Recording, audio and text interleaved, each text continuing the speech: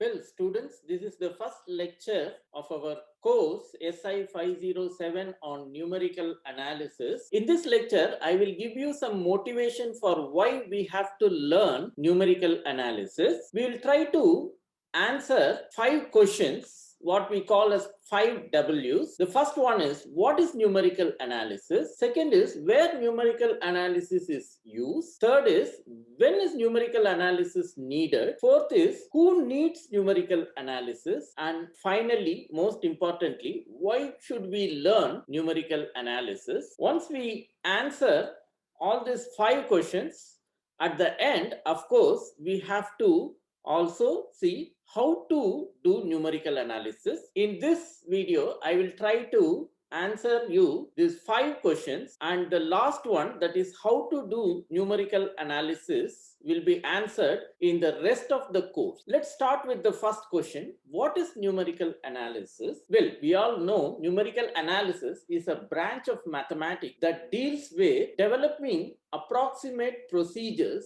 called numerical methods to certain mathematical problems. These procedures are in particular designed to be used on a computer. Therefore, one has to write an algorithm that can be implemented as a computer code. So writing the algorithm is the next important step of the subject. And third but not the least is the analysis of the error that we commit in this approximation procedure. It is the fact that numerical analysis is incomplete if it lacks any one of the above 3 parts. As I told earlier, in this course, we will not be concentrating on the second part, which perhaps is the most important one, that is developing the algorithm and implementing on the computer. I hope you already had a computer programming course where you would have learned some part of this implementation. Therefore,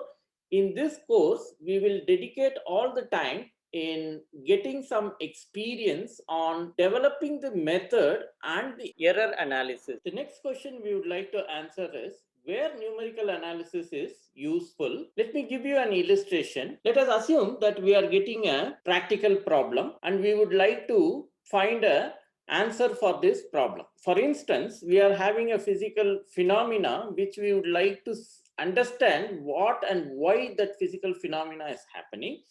Generally, what we do is we make certain experiments and try to understand the physical phenomena. But often in practical situations, experiments are not feasible or sometimes very expensive to perform. In such cases, people look for an equivalent mathematical problem which comes as a set of mathematical equations, and we would like to solve the equations and get the solution, and through analyzing the solutions we try to understand the physical problem. So in that case, we have to find a method that can give us a solution to our mathematical problem. As we all know, not all mathematical problems have solution. Even if the solution exists, we may not know a method that can be used to find the solution.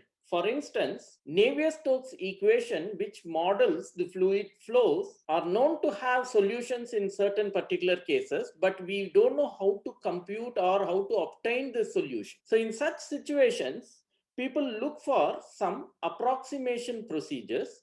There are different levels of approximation procedures. One is approximating your basic mathematical model itself, or you try to find a method that can give you an approximate solution to your model.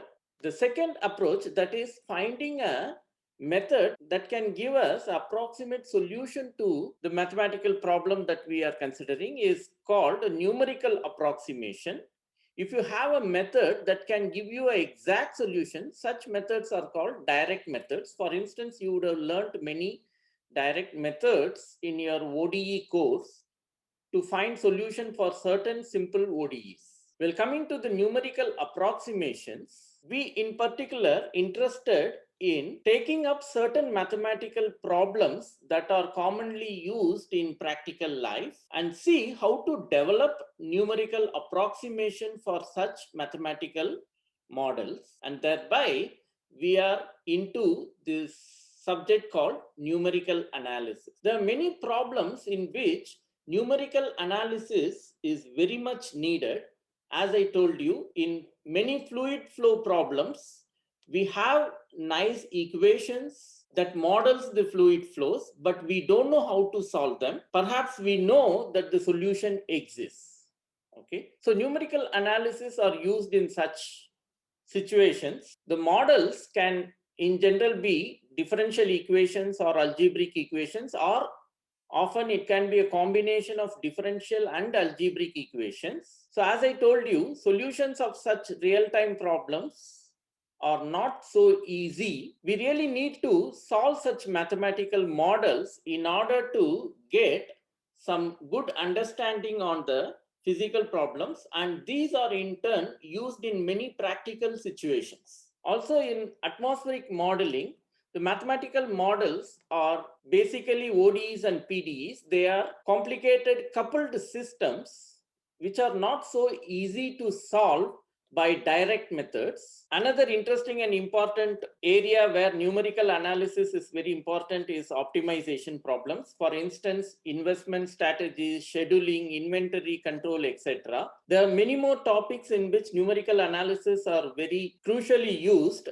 We can go on listing them. In fact, we can go to the extent to say that there is no scientific and engineering fields where numerical analysis is not useful. Therefore, it is worth learning the subject numerical analysis as a part of modern mathematics. Let's go on to the next question of when is numerical analysis needed? Well, to a great extent, we have already answered this question. One needs numerical analysis when the mathematical problem is known to have solution but does not have any method to obtain exact solution. So I have already mentioned this point. The next instant where numerical analysis is used is when the mathematical problem is too difficult to be solved exactly. That is, in certain cases, we know how to solve the mathematical model. In fact, we have a method, but often it is very difficult to solve such problems. In that case also, people often go for approximation procedures. In another instant where numerical analysis is useful is when there is no adequate information about the necessary inputs of the mathematical problem. That is, you have a nice model, you know how to solve that model and get an exact solution. However, you need certain information that needs to be supplied to the model in order to get the solution. But that information fully or partly is not available. In such cases also, you may have to go for certain approximation procedures. So these are some instances where numerical analysis is needed. The next question is, who needs numerical analysis? Well, almost everybody who is into scientific and engineering problems in some way or the other needs approximation of their mathematical models, and therefore they need. If you want to list few, well, mathematicians, statisticians, physicists, chemists, engineers, etc. Next is, why should we learn numerical analysis? This is especially a question that many students ask me. As I told you already, doing physical experiments are often very costly and sometimes even not affordable. So in that cases, we go for mathematical models. And once you have a mathematical model, whether it can be solved directly to obtain exact solution or not, due to the immense development of the computer technology, it is very comfortable and also cheaper often to go for obtaining the solutions of these models on a computer. This is the subject of scientific computing, and it has become very famous because of its efficiency and cheap. So it is more convenient to perform numerical simulations on a computer than going for an experiment or even going for calculating exact solutions from some known direct methods. Therefore, numerical analysis is highly preferred in the field of science and engineering. So I told you, many students ask, why should we learn numerical analysis? So why students get this question? Especially, this is because there are many softwares, for instance, MATLAB, Mathematica, Maple, and so on, has many inbuilt functions that can be used as just one single line command to execute standard numerical methods that we are going to learn in this course especially, and also more advanced mathematical methods can be used to obtain solutions on these softwares as a ready-made programs. So you just need to pass some parameters into these commands, and these softwares will execute those methods and give you the approximate solutions. To do this, you don't need to know anything about the numerical methods. That is what is very interesting about these softwares. When these softwares are available handy with us now, the natural question is why we need to understand numerical methods. In fact, there is no need of a deeper knowledge of the numerical methods and their analysis in most of the cases in order to use some standard softwares like this. However, there are at least 3 reasons for why we need to learn and understand these numerical methods, more importantly from the theoretical point of view. The first reason is learning different numerical methods and their analysis will make a person more familiar with the techniques of developing new methods. This is of course important when the available methods are not enough or not efficient for a specific problem to be solved. This is really needed because in our day-to-day life, we come across more and more complicated problems, and the existing methods may not be enough for us to take care of such complicated problems. Therefore, we may have to develop our own methods to handle such problems, in which case we need some experience in developing new methods. So how do we get that experience? Well, by learning different available methods, we can gain such experience. That is one reason for why we have to learn some numerical methods which are already standardized and developed as a computer code. Second reason is, in many circumstances, one has more methods for a given problem. For instance, to solve a new linear system, we have many methods. As I told you in the syllabus, we ourselves will be learning few methods like Gaussian elimination method, LU decomposition method, Jacobi method, Gauss-Seidel method, like that. Hence, one need to have knowledge on these methods so that we can choose an appropriate method for a given problem. The third reason is, with a sound background, one can use methods properly, especially when a method has its own limitation or disadvantages in certain specific situations. Then by understanding this method, we will know that, well, in this situation, we cannot use this method because it has this kind of limitations and so on. And especially when you are coding on a computer, even if you make any mistake, the computer can simply compute and give you some number. One needs to know what you are getting is really meaningful or not. For that, we need to understand what is going on behind these methods, so that whatever your computer gives you as a solution, you can try to see whether they really make sense or not. So these are at least 3 reasons for why we need to learn and understand such basic numerical methods which are already coded and kept as standard subroutines in many softwares. So these are the 5 W's that one needs to answer before learning any subject, not necessarily numerical analysis. In fact, any subject that you would like to learn, you first try to get motivated on why I have to learn the subject, what is all about the subject, where they are used, when they are used, and so on. The final question that we would like to answer is how to do numerical analysis. Well, we will take the whole semester and the entire course to answer this question.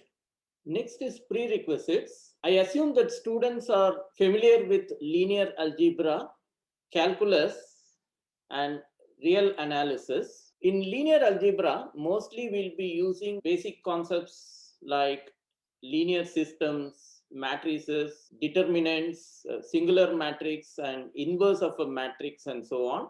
And also we'll be using the concept of eigenvalues and eigenvectors. These are mostly very elementary level linear algebra we'll be using. In calculus and real analysis, we will be using quite a lot of results, which I will quickly go through. I'm sure you all are familiar with these results. Therefore, I will just open the notes and quickly go through these results. In our notes, we have summarized all these results in the first chapter titled Mathematical Preliminaries. First of all, the students are expected to be familiar with sequence and series of real numbers, the convergence of a sequence, and more importantly, a famous theorem called sandwich theorem. This theorem is used while we are studying the convergence of numerical methods for approximating roots of a nonlinear equation. Then comes the limits and continuity of a function, all the basic properties of the limit of a function, the monotonicity properties, and also the sandwich theorem from the function's point of view is used in nonlinear equation chapter in our course. Intermediate value theorem plays an important role in our course. It is used quite often in our course, especially in interpolation chapters. Then we also need differentiation of a function. Well, this concept is used very crucially in almost all chapters other than linear algebra chapter, especially when we are studying the approximation of the derivative of a function. We basically use the definition of the derivative of a function without this limit concept. Okay, if you recall, there are three ways that we can define the derivative of a function. One is f dash at any point a can be defined as limit h tends to 0 f of a plus h minus f of a by h. This we will call as a forward differencing. Another way of defining is f dash of a is equal to limit h tends to 0 f of a minus f of a minus h by h. This we call as backward difference. And we can also define the derivative of a function as f dash of a equal to limit h tends to 0 f of a plus h minus f of a minus h divided by 2h. In your calculus course, you would have learned these three ways of defining derivative of a function. This idea is crucially used in approximating derivative of a function. Apart from the definition of derivatives, we also use Rolle's theorem quite often in our course, and also the mean value theorem for derivatives. We also use mean value theorem for integrals in our course. If you recall from your basic calculus course, you would have studied two mean value theorems for integrals. Both are used in our course.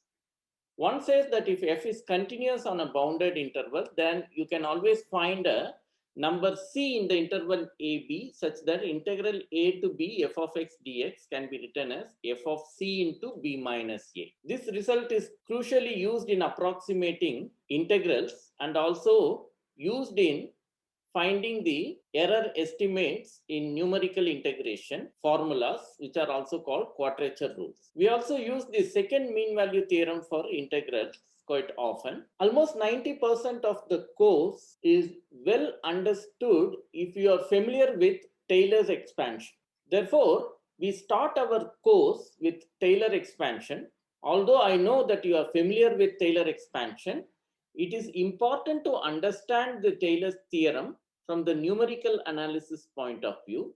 Therefore, in the next class, I will be starting our discussion on Taylor's theorem in more details, emphasizing certain crucial points and that are very important from the numerical point of view.